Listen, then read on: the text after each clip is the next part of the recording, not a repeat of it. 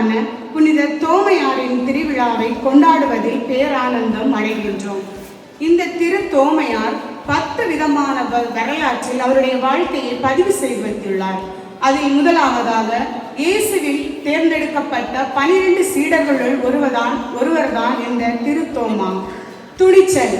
இயேசுவின் மரணம் நெருங்கி வந்த நிலையில் அவரோடு சேர்ந்து மரிப்பதில் உறுதியாக இருந்து நாமும் செல்வோம், மடிவோம், அவரோடு இருப்போம் என்று சொல்லி தயங்கிக் கொண்டிருந்த சீடர்களுக்கு முன்னுதாரணமாக இருந்தவர்.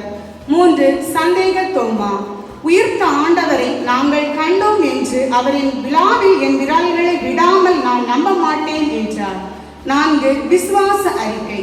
உயிர்த்த ஆண்டவர் அவர் முன்னே தோன்றி இங்கே உன் கைவிரல்களை விடு என்ற போதும் நீ என் ஆண்டவர், நீரே என் தேவன் என்று பணிமடிந்தார்.